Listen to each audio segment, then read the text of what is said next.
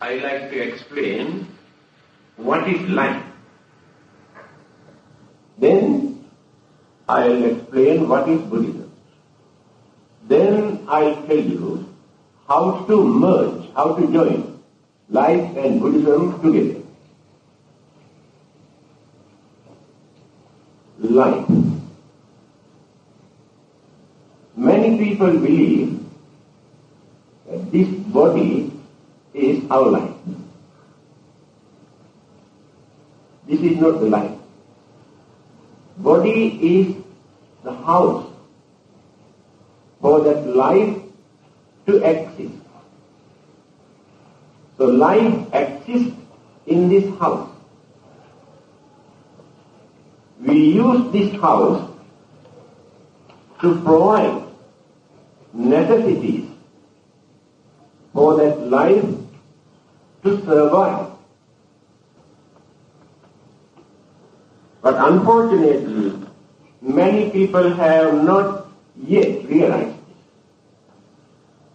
because they concentrate more on physical goods, forget about their life. Whole day and night, they use their full effort to maintain this physical body.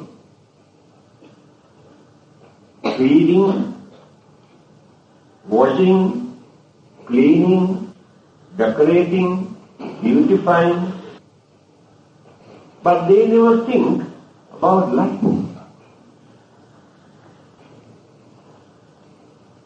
But we have to think about life also. As we need cleaning and washing to maintain this physical body, remember, life also needs cleaning and washing and decorating. Because we have been accumulating, collecting a lot of rubbish in our life. By decorating this body, by feeding this body, the life cannot enjoy. Life never gain anything. We must attend to our life. What is it? Now we have to study how this life comes into existence. This is a very big problem. Because different religious groups give different interpretations. Scientists give another interpretation. Free thinkers or rationalists give another interpretation. Agnostics, those who don't like religion, give another interpretation. It's a very complicated subject to find out how the life comes into existence. When this question was put to the Buddha, what did he say?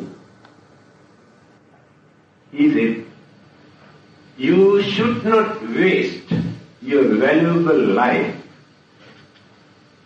by observing, studying, thinking to find out the beginning of this life. Because there is no beginning. You can spend your whole lifetime to study how the life was originated. You can study a little bit. Now let us take scientific interpretation given by Charles Darwin according to his theory of evolution. To him, life started from amoeba in the water, one cell life. Then went on evolving, developing and today we stand as human beings. But he has no knowledge about the mental process, the development of mental process. He knew, he studied, he observed only elemental side. Therefore, elements alone cannot change the life. Mental energy also important.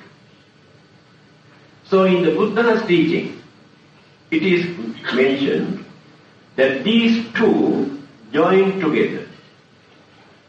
Then the evolution takes place. Combinations of mind and matter. Scientists had a belief earlier that mind is the byproduct of the element or the matter. When all the elements combine together, mind started to develop as a byproduct of the matters or elements. Later, a well-known scientist, like Albert Einstein, all the other scientists respect him. He has said, matters alone cannot produce a life. Matters cannot produce a life without a mind. Mental energy must be there for those elements to develop. Then the formation of life takes place. Now let us refer to the Buddha, what he has. When somebody dies, his or her mental process of consciousness, in that consciousness there are so many ingredients. So this consciousness transmits from here. When it is transmitted, external energies, cosmic energies, elements combine, absorb. Then either in the mother's womb or somewhere else, another life will be originated. So after developing and developing and developing, then decaying and decaying, and that life again depart from there. When that departed person's consciousness again transmitted from there, enter into another area, according to that person's way of life, karma. So, life processes are going on changing, evolving and evolving, according to our mental process, karmic energies, mental attitude. So the elements and cosmic energies support. That is why the Buddha says there is no beginning. But many others cannot satisfy. They say there must be a beginning. Therefore, existing religions believe life is created by God. Formerly we never had a life. So this is the first and the last. Therefore, you must follow, you must listen to that God. Otherwise, your life will be in danger. You have no salvation. This is the concept or the belief maintained by many religions. Earlier, there was another religion, one of the ancient religions in this world, Hinduism. Hinduism says God creates the soul, and this soul goes down, going on entering into the plants and animals, and slowly went on developing and developing and developing. The shape of human beings come into existence later. This is slightly different. But according to other religions, this human life is created by God at once. Many other rationalists who cannot satisfy with this creation, because there are many problems. They say, there is no person, there is no God to create. But here in this universe, there is something which is called universal consciousness. That is intelligent force. So all these living beings, all these matters, particles here in this world are the unit derived from the universal consciousness, especially living beings. After they are dead, the same universal consciousness absorbs, and then it will become eternal or immortal existence. Those who do not believe in God maintain this belief. Some others, many scientists, who do not believe in God or universal consciousness, says, actually, there is no plan. This is the coincident. Accidentally, when certain elements and energies join together, the life comes into existence. Remain for a certain period, experience pain and pleasure, and again dissolve, disintegrate. After that, there is nothing. And this belief was there even in India during the Buddha's time. It's a well-known saying in Sanskrit language.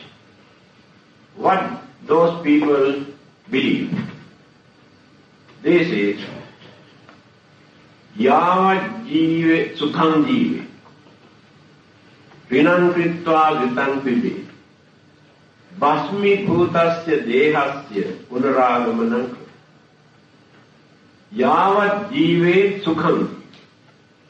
As long as we live in this world, we must enjoy our life.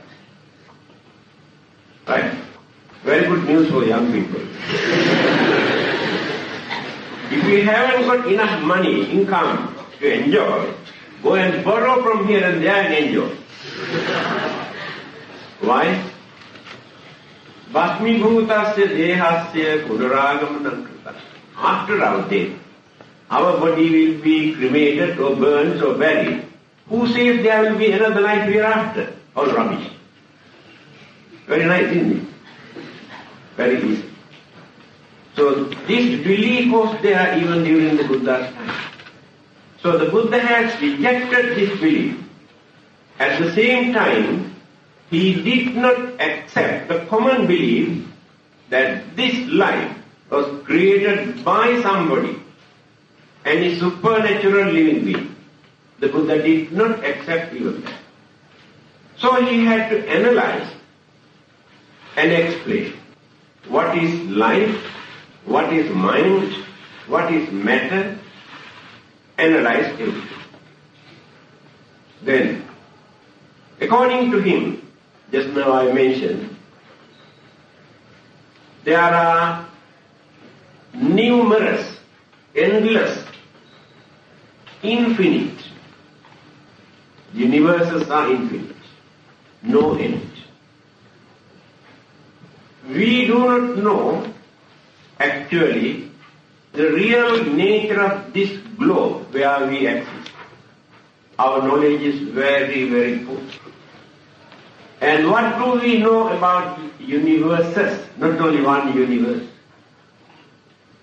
In the Buddha's teaching, it is mentioned, there are thousands of suns, thousands of moons. People laughed at him when he said like this. There were thousands. And today, astronomers, those who have studied, found out there are so many suns, so many moons. But they had only very limited knowledge to understand.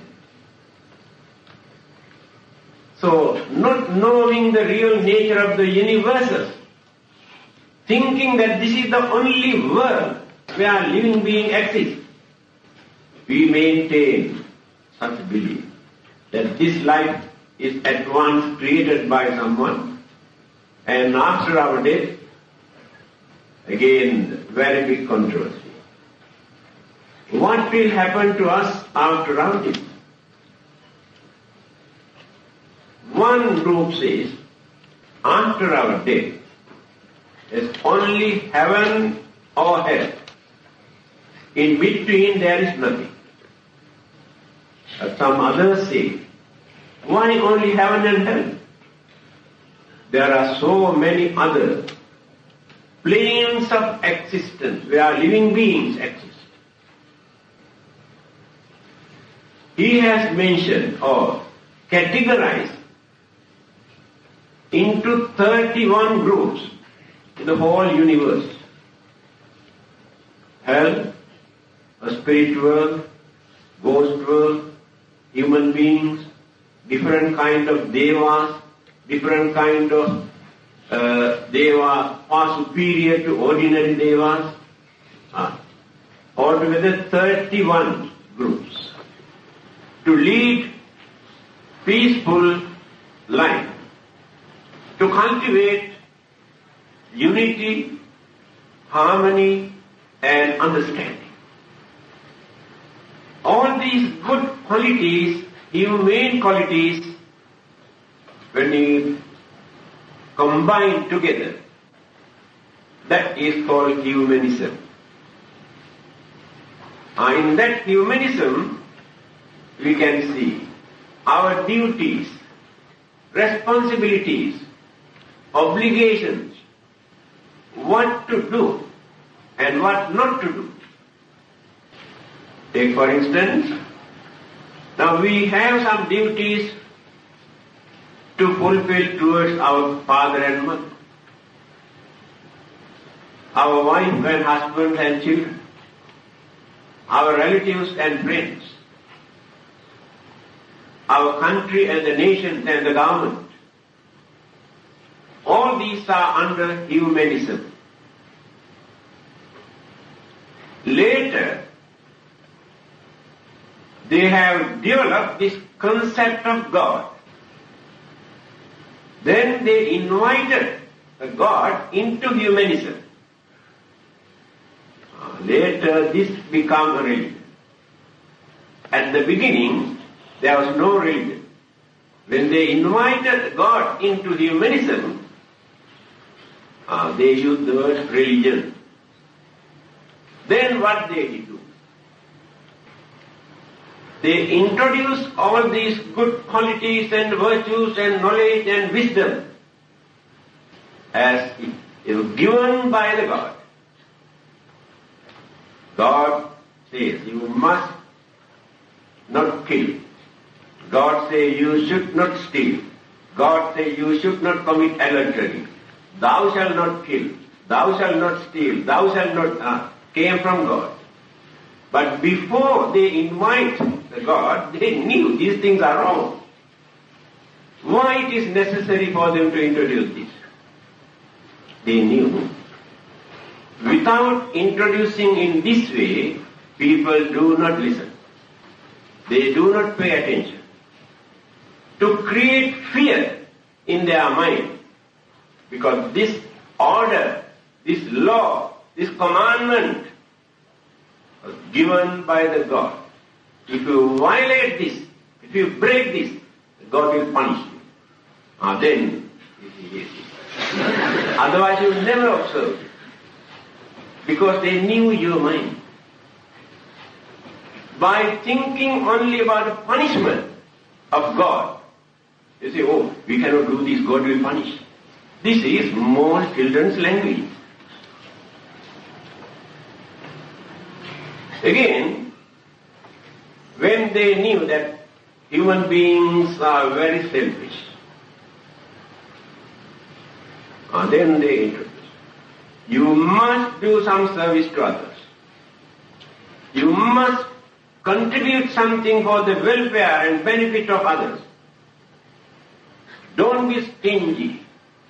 If you do that, the God will reward you. Oh yes, very good. God will reward. Then you start to do something. Otherwise, nothing to do. Now you can understand. This concept of God, belief in God is very important at the beginning for people to keep away from bad things and to do some service to others. But today, there are many people who realize it is their duty, not necessary to get order from heaven, not to do all these things and to do your responsibilities and duties. Then come to the Buddha. He did not adopt this technique. He did not want to create fear in your mind, saying if you violate, if you break any of those precepts, Buddhist principles, the Buddha will punish you. The God will punish you. There is no such thing in Buddhism. Again, he has never said, if you do all these good deeds, the Buddha will reward you. Buddha come and take you to heaven, take you to nirvana. What he did, he tried to make us to understand why should we keep away from bad things. Why should we do certain good deeds? Example, if you cannot understand, take only one. If killing is bad, if you cannot understand why it is bad, then think in this way. When another person comes and tries to kill you, how do you feel? Nice? Then remember, when you try to kill another person or another living being, that living beings also gain the same experience. Fear, pain, tension, worries, suffering. This is more than enough for you to understand why it is bad. Not necessary to get any message or order from heaven. The Buddha's teaching is like that. Make you to understand. On the other hand, if you say, I don't want to do this because if I do this, I have to suffer. The God will punish me. You are very selfish. You think only about your punishment. You never consider. You never think of others, how they suffer. You have never given a chance for your mind to think, to do that bad thing. You have to develop cruelty, anger, grudge, enmity. With polluted mind, you do something, either beating or killing or destroying or disturbing. By doing that, I create enormous suffering. Then you develop your understanding, you develop your kindness, sympathy. After that, you need. You have the courage not to do it. Not because of punishment. If there is no punishment in that way, you can do any dirty, any wicked thing in this world. Because you never think of others.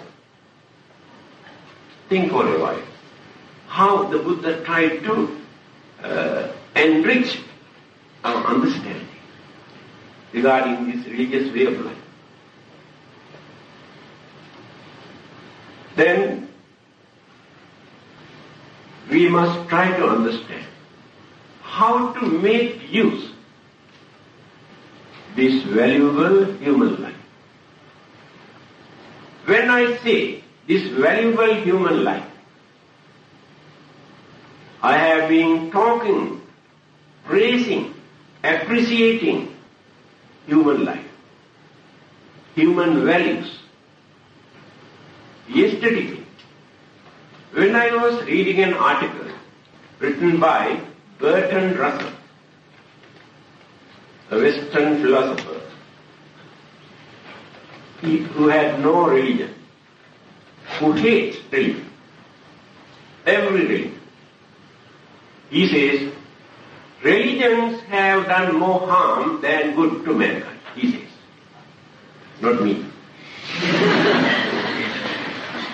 When you observe very carefully, he is right. It is not religion. Those who handle those religious authorities created enormous sufferings, disturbances, discrimination, hostilities because of this religion. Those cunning people, selfish people who handle religions create all these discriminations, but not religion. Every religion is good. Even Buddhism. In the name of the Buddha, by selling the name of the Buddha, what people are doing? Disgrace the Buddha. So he says, we always praise human beings. In fact, according to my observation, there is no ground whatsoever for me to tell that human life is more valuable or more important than other living beings. I got a shock. Then I also started to think. Then he says, look at those animals and other living beings. They kill, they destroy only very limited number of living beings for their survival, for their living. Otherwise, they don't disturb, allow them to live peacefully. This word, human or manusya, Pali and Sanskrit word, manusya, beautiful word. One who got a mind to think, to understand, to analyze, to reason out, that living being is called manusya. Now here the value of human life is there. But we are abusing this because of our selfishness, because of our craving. That is why the Buddha started from craving. He said, craving is the main cause of all our sufferings and worries and disturbances. When that craving is no more, No more sufferings, no more worries, no more disturbance. Now you can understand what the Buddha said is true.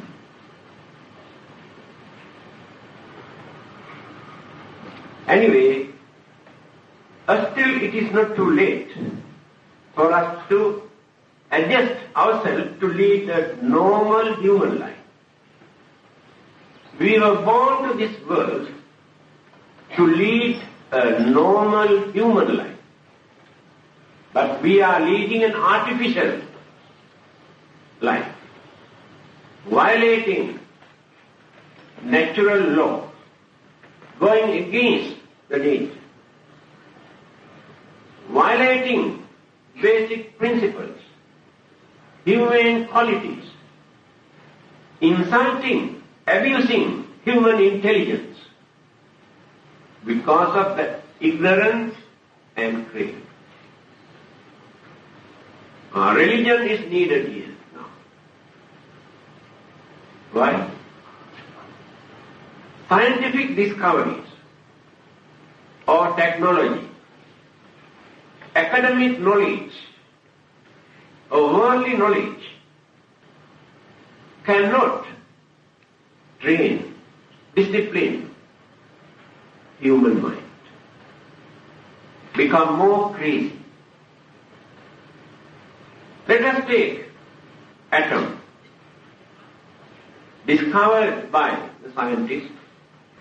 They thought that they can make use of this energy to wonderful thing in this world.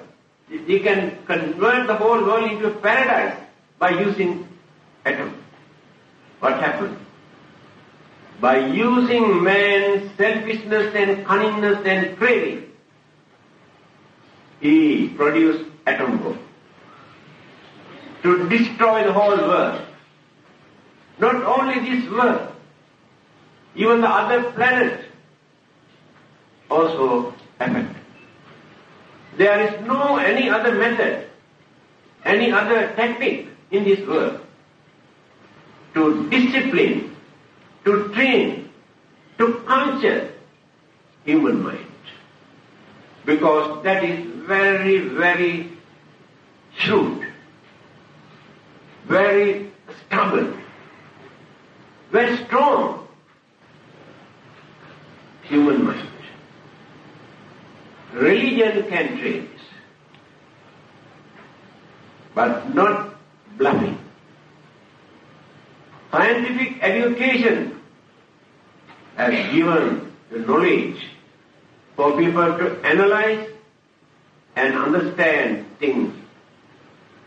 Therefore, we cannot use religious dogmas to create fear in the name of religion. What is happening in the West today? Many people have no religion. They don't like religion. They say, we don't like all these dogmas anymore. That's why I told you, we cannot bluff them forever in the name of religion. We have to reveal the truth. By creating fear and temptation, talking about hell and heaven, these are the two weapons they use to introduce religions. Create fear in their mind by illustrating hell. If you don't accept this, if you don't believe this, you go to hell forever. If you follow this, if you listen to this, you can go to heaven and enjoy and play mahjong there forever. This is the way how they try to introduce religion. The Buddha never adopted this attitude. He never frightened you, never threatened you, telling you, I'll send you to hell if you don't follow me. You should not go and worship another teacher, I'll hammer you properly. That is how some other religious people do. The Buddha says, respect every religious teacher in this world. This is the Buddha. What harm is there? He never said, you must come and worship and pray to me. I will take you to heaven and nirvana. Such teaching you cannot find in Buddhism. You might have heard this story very meaningful. One of the disciples, a monk, every day he come and admire the beauty of the Buddha. So one day the Buddha asked, "What are you doing here?" Just like watching television. Of course, no television at that time. Then he said, "Sir, when I look at your face, so serene, your complexion, your features, and serenity and beauty, I really enjoy." Now then, look at what the Buddha said. These are the words uttered by the Buddha. Kinte vakkali imina putikayena dukkandena sarire. What do you gain by watching this dirty, ugly, filthy, impermanent physical Buddha? Referring to his physical body. Because the body is body. Your body and my body and Buddha's body makes no difference. You must go and kiss the Buddha's body. Sometimes very bad smell comes from his body. And he also goes to the toilet. We think the Buddha's body is holy and sacred and very nice fragrance come from the body, so we go and worship. Then the Buddha says, "Yo dhammang passati, so mang passati." One who sees my Dhamma taught by me, he can see the Buddha.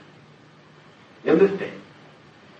So the Buddha is not in this physical body. But when you study what the Buddha said, how he advised us, and how he has shown his supreme knowledge and wisdom and purity and understanding, then we create the real Buddha in our mind. That is what he says, "Yo dhammang passati." One who sees the Dhamma taught by me sees the real Buddha. And this is the nature of the Buddha. He never said, "Always come and worship me, pray." Instead of worshipping and praying, you must go and try to control your mind, train your mind. And then Buddha appreciates it. Alright, now, without going to deep aspect, I try to explain the nature of our life. There are many more things to explain. Now let us come to Buddhism. What is Buddhism? In spite of various other religions, why do we try to follow this religion, which was originated in India more than 2,500 years ago? As Chinese, why do you want to worship an Indian god? I cannot understand. You cannot find out a Chinese god for you to worship. Many people ask this question. First and foremost, I can tell you, Buddha is not a god. Therefore, you cannot say Buddha is an Indian god.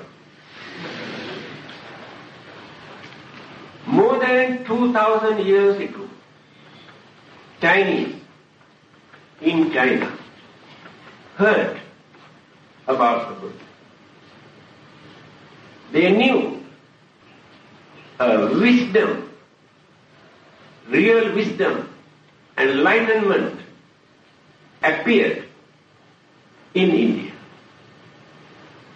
So they have taken the trouble to send pilgrims to India few hundred years after the Buddha to study what the Buddha taught, to find out the nature of this religious way of life. They have done this on many occasions. After studying this religion, staying there many years, they have returned.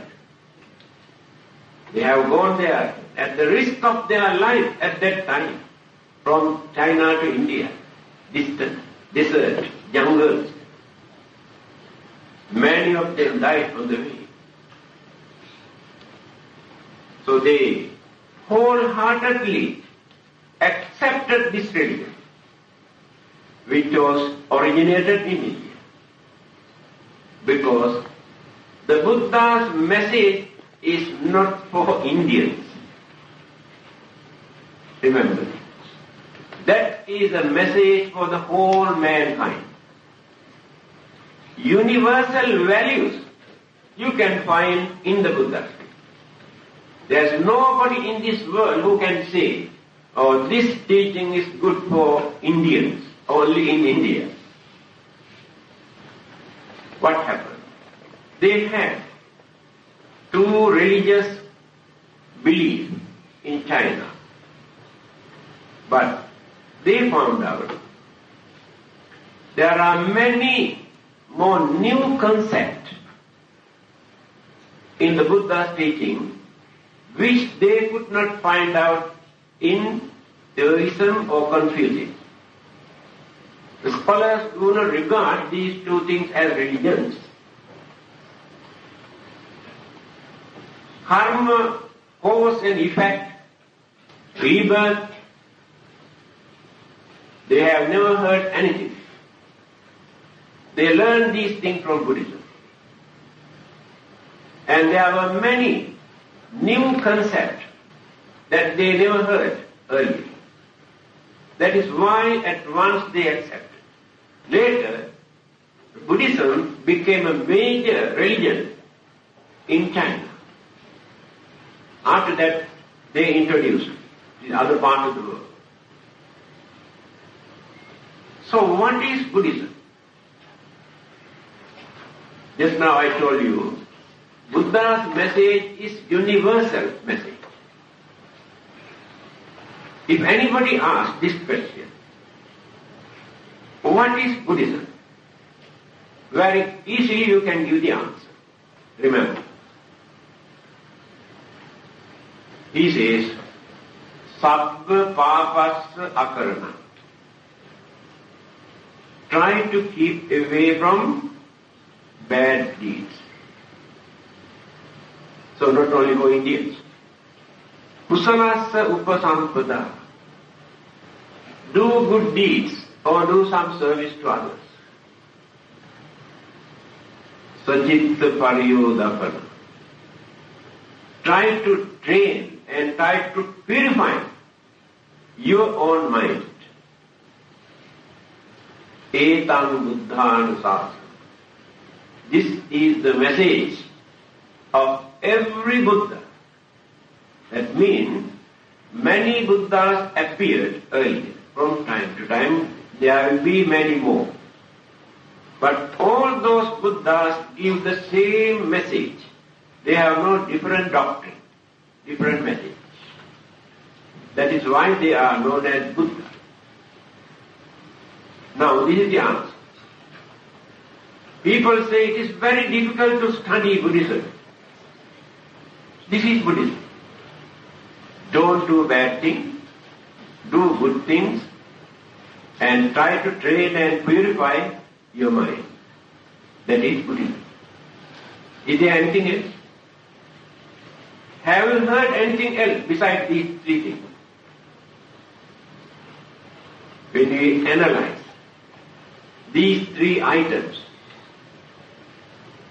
there will be thousands and thousands of various items related to these three. What are the bad deeds? Are then analyzed. What are the good deeds? Analyzed. What is the mind that we are going to train and purify? How to purify this mind? What is the method? Then you can understand. When you enlarge these three lines. Now here, belief in God, belief in the Buddha, praying and worshipping to anybody, offerings and performing religious rites and rituals are not there. The Buddha was not interested in all those. To him, religion means keep away from bad things, do good things, maintain healthy mind, then religious way of life. Now easy to understand, isn't it? No. What are the bad things? To do bad things, we had to create bad thoughts in the mind. There must be either craving or selfishness or anger or jealousy or enmity or misunderstanding. There must be some sort of evil thoughts in the mind. Then we do bad with that polluted mind. Then it will become bad karma. We commit bad karma if we do bad things with polluted mind. Then can arise. To do good things, we have to create good thoughts. There must be kindness, compassion, sympathy, understanding, cooperation, harmony. By cultivating all these good qualities, we do some service to others. Then it will become good karma. This is the nature of bad karma and good karma. Accidentally, that means unintentionally, without creating an idea in our mind that we want to do this. So accidentally, we do certain bad things.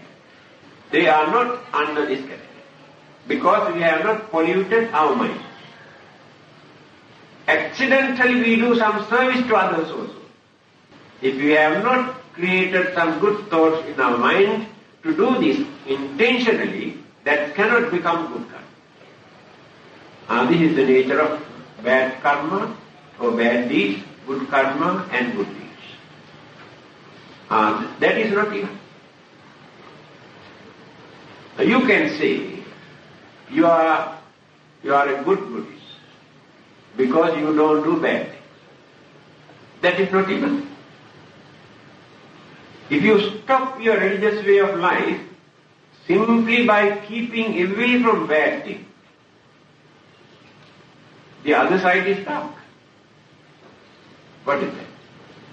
What is that? You have to do some service to others.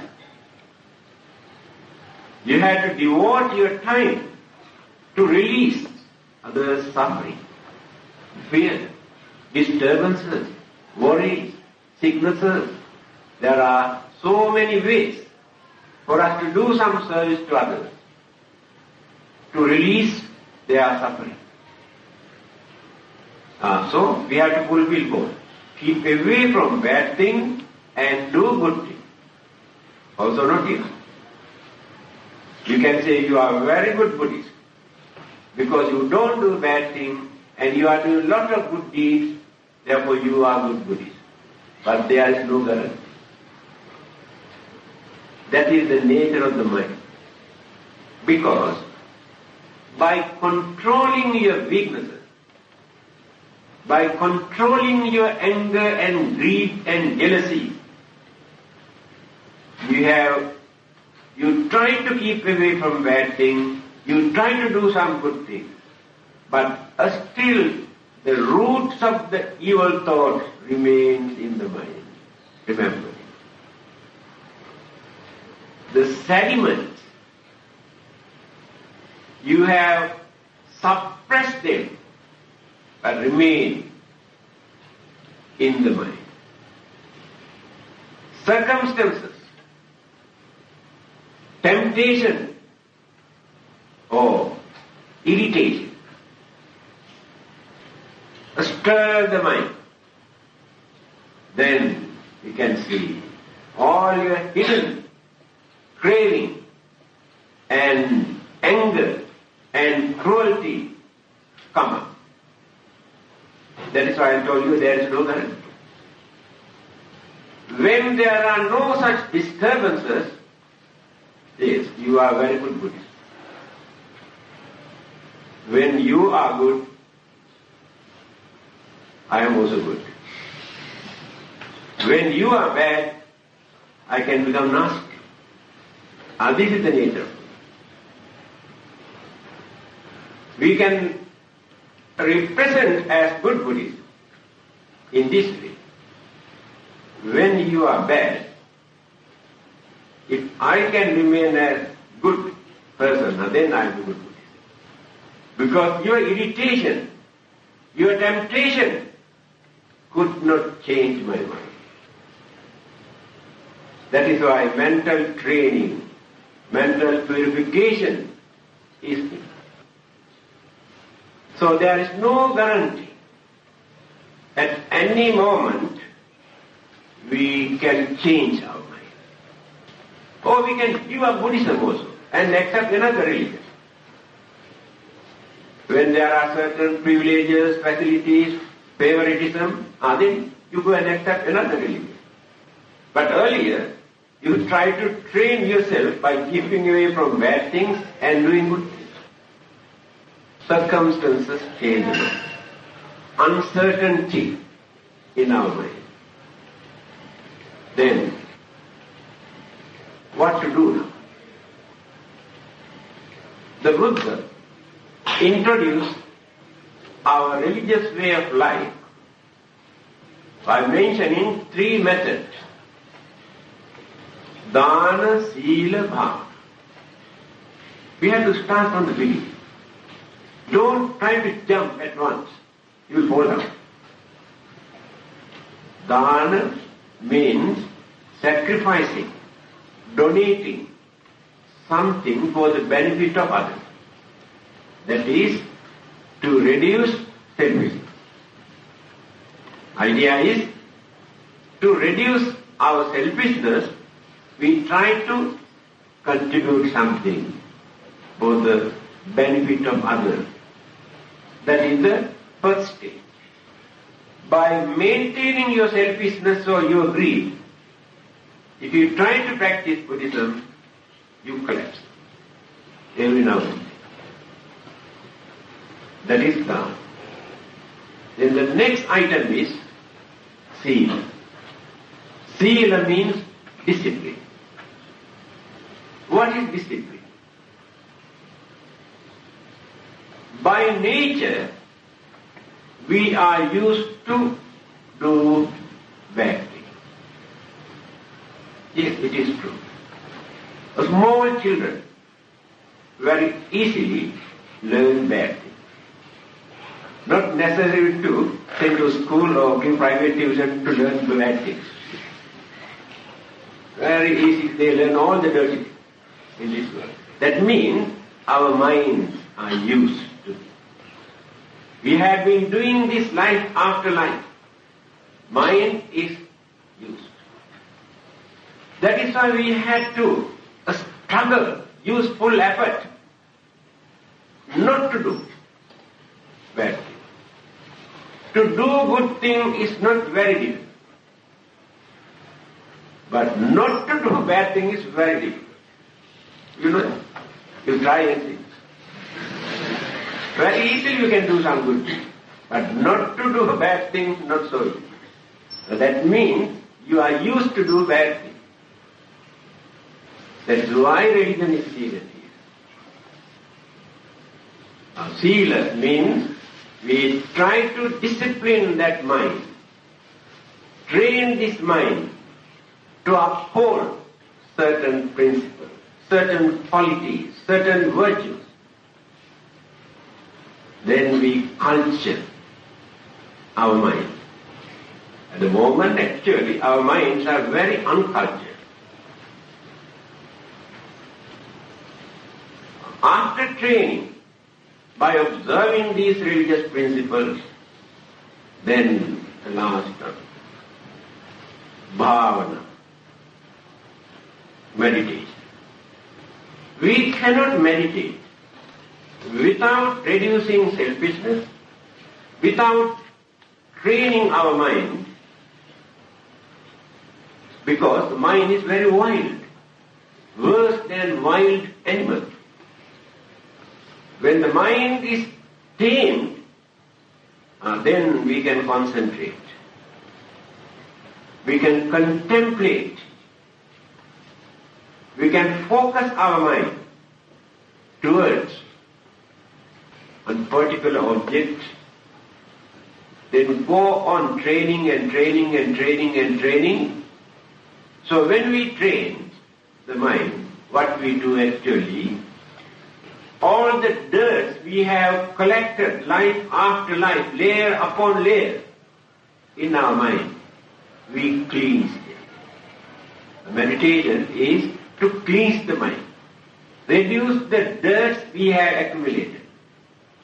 Go on cleaning and cleaning and reducing and reducing and reducing. Then the evil thoughts that naturally appear in our mind, such as anger or jealousy or grudge and enmity, also go down and down and down and down. This is the technique introduced by the Buddha for us to train the mind.